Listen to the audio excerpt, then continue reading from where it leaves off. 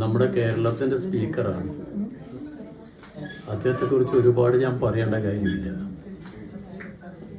കാരണം ഞാനിപ്പം അദ്ദേഹം അസംബ്ലിയിലെ നടപടികൾ നിയന്ത്രിച്ചപ്പോൾ ശ്രദ്ധിച്ചു. എന്തുകൊണ്ട് പാർലമെൻറ്റിൽ ഞാൻ പോയതല്ലേ, നടപടിക്രമങ്ങളെക്കുറിച്ച് എനിക്കും അറിയാലോ. എത്ര കൃത്യമായി അസംബ്ലിയിൽ കാര്യങ്ങൾ നിർവഹിക്കുന്ന ഒരു സ്പീക്കർ. വളരെ കുറച്ച് ദിവസമേ ഇപ്പോൾ ആയിട്ടുള്ളൂ. നമ്മുടെ കേരളത്തിൻ്റെ അസംബ്ലി എന്ന് പറഞ്ഞാൽ കുറച്ച് പ്രശ്നമുള്ള അസംബ്ലിയാണ്. അസംബ്ലിയിൽ സാവകാശം കാര്യങ്ങളിൽ കൃത്യമായി ഇടപെടാനുള്ള ഒരു തൻ്റെ ഇടം, അതാണ് തിരുവഞ്ചൂർ.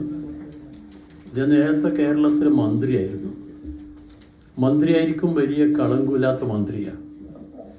മന്ത്രി എന്ന് പറഞ്ഞാൽ ആ പേര് തന്നെ പലതുമുണ്ട്. പക്ഷെ മന്ത്രിയായിരിക്കുന്ന ആള് ജനങ്ങളുടെ മന്ത്രിയാണെന്ന ബോധം അയാൾ നയിക്കണം. പലർക്കും അത് നയിക്കാറില്ല. പല ആളുകളും ധാരണ മന്ത്രിയായാൽ പഴയകാലത്തെ രാജാവിൻ്റെ ഇപ്പോഴത്തെ ഒരു അവതാര മന്ത്രി എന്നാണ്. അല്ല, മന്ത്രി ജനപ്രതിനിധിയാണ്, ജനങ്ങളെ കൂടിയാണ് മന്ത്രി. അങ്ങനൊരു മന്ത്രിയായിരുന്നു തിരുവഞ്ചൂര്. ഞാൻ ഒരുപാട് കാര്യങ്ങൾ അദ്ദേഹവുമായി ബന്ധപ്പെട്ടു. നമ്മൾ പാർട്ടി രണ്ടാ, മുന്നണി രണ്ടാ, പക്ഷെ നമ്മൾ രണ്ടാളും മനുഷ്യരാണ്. ആദ്യം വേണ്ടത് മനുഷ്യനാണെന്നുള്ള ബോധമാണ്. നമ്മുടെ നാട്ടിലിപ്പോൾ ചുരുങ്ങി വരുന്നൊരു കാര്യമല്ല. മനുഷ്യൻ എന്ന ഓർമ്മ വിടുകയാണ്. മനസ്സിൽ രാജാവ് എന്ന ചിന്ത മനസ്സിൽ വരിക.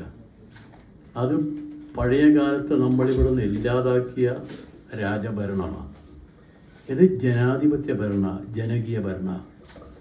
ഇപ്പം നമ്മളടുത്ത് ഒരാൾ വരുന്ന ഒരു കാര്യത്തിന്, ആ വരുന്ന ആളുകൾ വളരെ ആത്മാർത്ഥമായവരുടെ കാര്യം സാധിക്കാൻ വരികയായിരിക്കും. വന്നാൽ പറയുന്ന ആൾ പറയുന്നത് കേൾക്കണം. എന്നാൽ ഇപ്പം പലർക്കും കേൾക്കാൻ നേരില്ല. ധൃതിയ, എല്ലാത്തിനും ധൃതിയ, പറ്റില്ല. ആ ധൃതി മാറ്റി നമ്മുടെ നാട്ടിൻ്റെ പ്രശ്നങ്ങളും ജനങ്ങളുടെ പ്രശ്നങ്ങളും കൃത്യമായി കേട്ട് അതിന് ചെയ്യാവുന്ന പരിഹാരം ചെയ്യണം.